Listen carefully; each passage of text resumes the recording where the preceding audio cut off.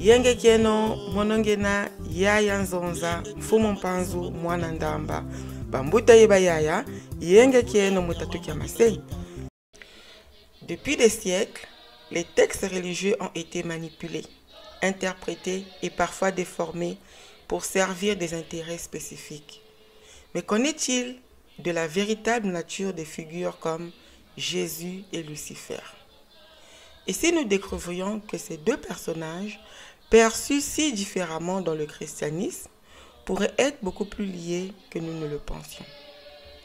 Aujourd'hui, je t'invite à plonger avec moi dans la spiritualité africaine pour explorer cette question profonde.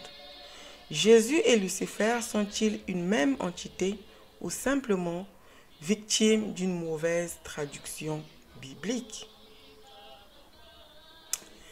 La première partie de cette vidéo, nous parlons de Satan et Lucifer, des manipulations des Écritures.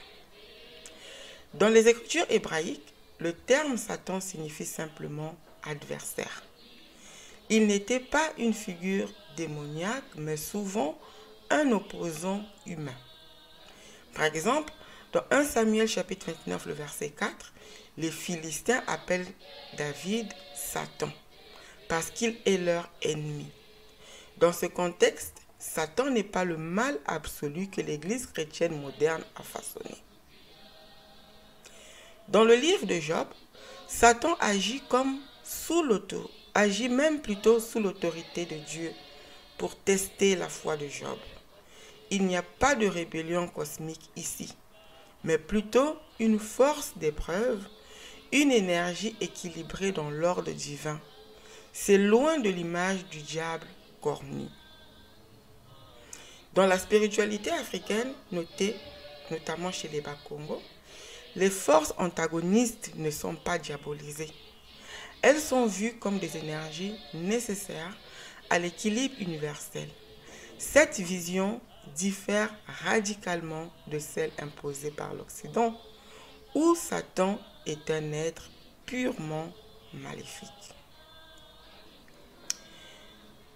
Jésus et Lucifer, le porteur de lumière. Passons maintenant à Lucifer. Ce nom, qui signifie porteur de lumière, était à l'origine un symbole pour l'étoile du matin, Vénus. Et dans Apocalypse chapitre 22, le verset 16, Jésus lui-même se désigne comme l'étoile brillante du matin. Mais alors, comment Lucifer est-il devenu une figure diabolique? C'est au IVe siècle que cette association avec Satan a été forgée. L'Église chrétienne occidentale a progressivement façonné Lucifer en une figure de rébellion contre Dieu, créant ainsi une entité opposée au bien. Dans la spiritualité africaine, la lumière est un symbole de transformation, de connaissance et d'illumination. Le Lucifer africain, en tant que porteur de lumière, aurait été compris comme une figure de guidance spirituelle. Contrairement à la diabolisation occidentale, Lucifer représente la quête de la vérité et l'éveil. La domination de l'Église chrétienne en Afrique, venons-en. L'imposition de la théologie chrétienne en Afrique a également servi à notre but, celui de dominer les esprits, en rejetant les traditions spirituelles africaines comme païennes ou démoniaques. L'Église a cherché à marginaliser les pratiques millénaires profondément enracinées dans l'équilibre et l'harmonie. Ces traditions n'étaient pas fondées sur des dualités rigides du bien et du mal, mais sur une compréhension plus large des forces naturelles et spirituelles où chaque énergie, je dis bien chaque énergie, avait son rôle dans l'harmonie cosmique. Nous allons à présent parler du Makongo, le livre sacré des Bakongo. Mais alors, où se trouve l'alternative? Pour les Africains, un texte sacré offre un chemin vers la réappropriation de leur héritage spirituel. Le Makongo, écrit par Némoanansé Milongia Congo. Ce texte puissant composé de 12 livres contient des enseignements sur la transformation de l'homme vil en un métal précieux, or.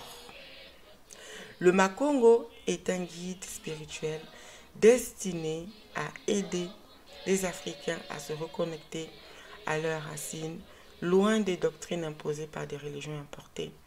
Il n'enseigne pas la peur du péché ou la damnation, mais plutôt la renaissance spirituelle et la connaissance de soi. Dans les jours qui viennent, je parlerai plus en détail de ce livre sacré, le Makongo. En conclusion, les Africains doivent revenir à la source. Alors, Jésus et Lucifer, deux porteurs de lumière, peuvent-ils être vus comme une entité, une même entité? En réalité, la spiritualité africaine nous montre que la lumière, sous toutes ses formes, est un symbole d'éveil et de transformation, loin des dualités oppressives de la théologie chrétienne. Pour les Africains, il est temps de réinvestir leur tradition spirituelle. Le Makongo et d'autres textes sacrés africains offrent une voie authentique pour retrouver l'harmonie intérieure, loin des manipulations religieuses imposées par l'Occident. Revenons à la source de notre lumière. Revenons à nos racines spirituelles. Si cette exploration t'a inspiré, n'oublie pas de t'abonner, de liker et de partager tes pensées dans les commentaires. Ensemble, découvrons et honorons notre héritage spirituel africain.